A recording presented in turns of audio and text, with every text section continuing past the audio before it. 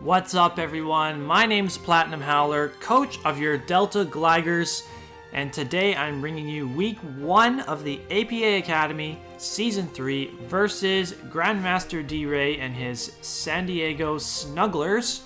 You can see his team over on the right side of the screen. It is probably one of the most terrifying matchups for me to go up against right out of the gate, mainly just because he has Excadrill and Sand, and obviously my team does not like dealing with ground types, especially when it's basically the best ground type that is currently available in Sword and Shield. So yeah, and he also has Dragapult, which is just a threatening mon in general. This will be the first Wi-Fi battle for our new franchise, the Delta Gligars, against a brand new opponent who have not faced before in GrandMaster D.Rey. He was in the previous season of APA Academy. I believe he missed playoffs, but that doesn't change the fact that I am very, very scared of going up against this team. Get used to me saying the term new opponent a lot this season because there are a lot of people in the APA Academy that we have not played before. There are some that we have played before, but most of them we haven't. So looking forward to facing some new people. I could not quite get my face cam layout thing or plan in motion this week. I promise it will be ready to go for week 2 of the APA Academy, and you can see what I look like. Ugh. Anyways, let's get into this team now. We have a Trick Room, Weakness Policy, Necrozma.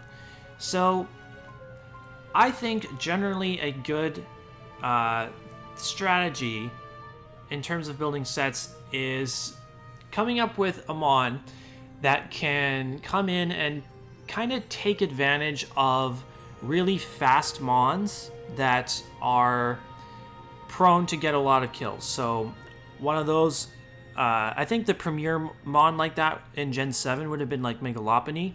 If you can design a set to like bring it in against Megalopony after it kills something and then do its thing and rip through a team, then that's really great. So here, this Necrozma, if Dragapult were to get a kill and it wants to stay in and just click Shadow Ball against Necrozma, it's going to pop my Weakness Policy, and Necrozma Weakness Policy sets work very well with Necrozma because of its Prism Armor ability. It's super effective. Hits are slightly reduced in their damage output, so I won't be taking quite as much from a Dragapult Shadow Ball. Team is also very fast. I cannot outspeed Dragapult with a Dragon Dance Necrozma set. I'm not actually sure if that's true, but if I tried, then I wouldn't have very much bulk at all to be able to take a hit and actually get the setup off. And in general, his team is like mostly pretty fast outside of Crustle. I guess if I see Crustle, that's the one mon that I'm gonna have to be careful setting up Trick Room for, because Crustle can definitely underspeed Necrozma in Trick Room, even though I am quiet 0 IVs in speed. This is shaping up to be a good late game mon where it can hopefully just come in, get a Trick Room up. Even if it doesn't get its Weakness Policy activated, it still should be doing massive damage to the entirety of his team. Photon Geyser, Earth Power is really all that I need. Earth Power hits the Excadrill super effectively, and it will hit the Alolan Persian neutrally, but Alolan Persian is pretty frail on the Spadef side. If he were to give me a Weakness Policy boost with Foul Play, for example, I should definitely be able to take that very easily, and +2 Earth Power should still be doing a ton of damage to it. We do have the Morning Sun for longevity, but we definitely will not be clicking that move if he has his Sand up on the field. Hopefully we can try to win the Weather War here. We have our Torkoal with Drought setting up the Sun to combat his Sand. Yeah, this is going to be Necrozma. Hopefully he can put in lots of late game work. Next up, we have I feel, what is an all-around good mon in this matchup. I think it's just very reliable. It can do a lot of different things. Scarf Weavile can outspeed Adamant Excadrill. It cannot outspeed Jolly Excadrill in Sand. And it can do massive damage to it with Foul Play. Foul Play would do the most to it out of enemy attacks. I think Foul Play is really nice to have here, because it can also hit a Crustle that has clicked Shell Smash. A Crustle, I will definitely outspeed a Crustle at +2 speed, and even if it has like White Herb or something, then and if it cures its defenses, it'll still be at +2 attack. So I would Foul Play should be doing plenty of damage to try and neutralize that threat should it come. Icicle Crash is very important for stuff like Togekiss. Also should hit Sandaconda pretty hard as well. We both have Gmax Sandaconda, so that we'll get to that as soon as I move on to Sandaconda, I guess. Low Kick, I don't really see Low Kick being too useful. I guess really the only situation where it helps is if he has Lapras and is wanting to bring like a physically defensive Lapras as a Weavile switch in, and that, so if I predict that to come in at a certain point and I need to get bigger damage off against it, then I can click Low Kick.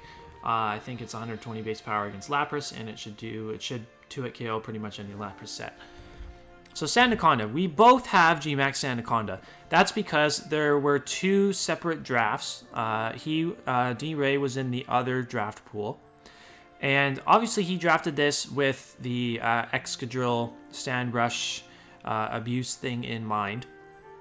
Myself, not really. That's why I'm not running Sand Spit. I don't want to be setting Sand for his Excadrill. I actually have Sand Veil, and I'm really hoping that this is like not a big no-no, bringing an evasion ability, but it's not clearly stated in the rules that it's not allowed. So I'm bringing it, and if it works out, then cool. Hopefully it doesn't like affect the outcome of the game, but I just feel it's the best ability for me to bring in this matchup, so I'm gonna bring it. We have Iron Head to hit his Togekiss. We have and once it's Dynamaxed, once Sandaconda's Dynamaxed, Max Steel Spike should be 2-hit KOing most variants of Togekiss. Earthquake, just for general stab, hits Excadrill, of course, and pretty much everything else. Glare for paralysis. We can slow things down, which is going to help because this team is really fast. And we have Stealth Rocks on this thing as well to weaken, just get some nice chip damage on his team and stuff like that. So this is going to be very physically defensive to be able to take on Excadrill in particular. It's also nice to have this going up against Toxtricity, which if you didn't have a ground type on your team, Toxtricity would be a huge threat. One ground immunity on this team, not really something you want to be bringing against a team with Excadrill, that being Togetic. So we had to kind of get creative with our ground switch-ins. So enter Air Balloon Torkoal. That is going to be probably my primary or my initial switch-in to Excadrill. Because he'll think that he has no reason to click anything other than Earthquake. It hits every single thing on my team neutrally. So Torkoal can come in, set up the Sun, and he doesn't have very good responses, very good switch-ins to Fire-type moves. Well, Dragon Bolt can switch in, it resists fire, but it's not going to love taking hits. It's still going to definitely take a ton of damage from like an Eruption or something.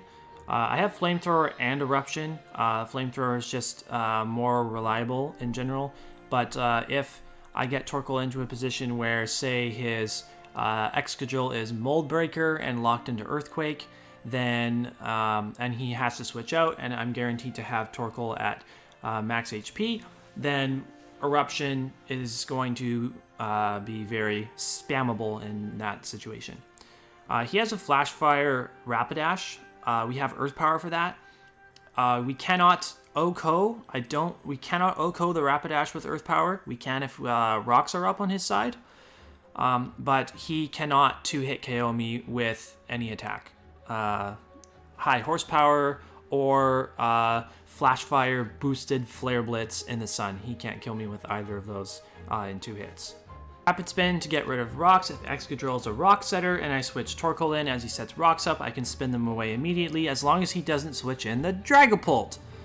This being here, it's not only going to get rid of the opponent's sand, but it's also going to set Sun for Chlorophyll Venusaur to take advantage of.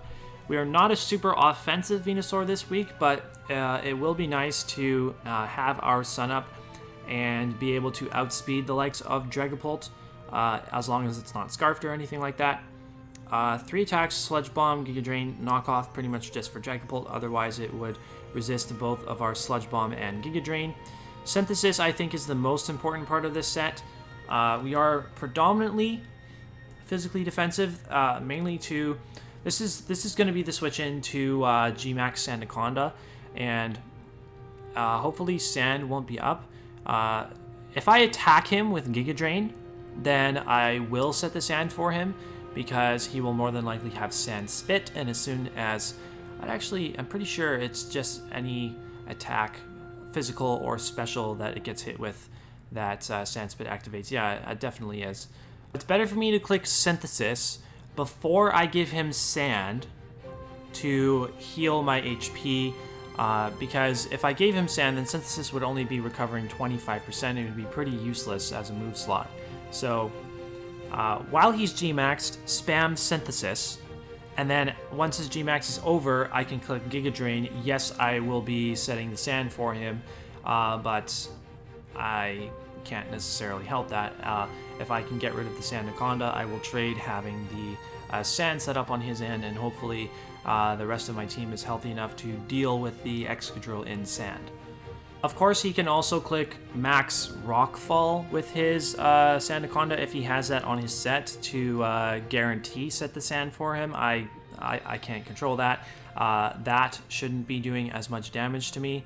And it certainly doesn't do as much damage to me as the Sand Spit, or no, the Sand Blast, Gmax Sand Blast would to me, because that's stab, and then it's doing residual damage to me over time with the Sand Tomb effect. So I'd much rather get hit by a Max Rockfall than a Gmax Sand Blast. I'm hoping Venusaur can be a nice sponge for a couple of hits in this game, and just not give him something that I can bring in and deal with his offensive threats that won't allow him to get too much momentum in the game. Last but not least, we have Gallade here, which is pretty much, I think it's going to be my lead. I feel like I can lead this Gallade set against anything that he might want to bring, and be in a decent position to get at least 1 kill. I see this thing getting 1 kill and then dying, and if it does that, then I'm satisfied. Our ability is Steadfast because Togekiss, Air Slash, Serene Grace, 60% chance to flinch. If it does flinch us, Air Slash will probably do... it won't do that much damage to us. But if it does get the flinch, then we'll get a +1 in speed, and we'll outspeed the Togekiss on the next turn. We don't have to worry about getting flinched anymore, and we can hit it with some super effective Ice Punches. Yeah, I'm excited to use this team. I'm excited to get this season underway. I'm excited to get Gen 8 Wi-Fi Draft League battles underway. So, thanks for watching this team builder. The team builders for Wi-Fi leagues will not be part of the same video. They will be separate videos. So make sure you leave a like, comment, and subscribe to the channel so that you don't miss the actual battle that will be going up for this game tomorrow. So thanks for watching, and we'll see you tomorrow.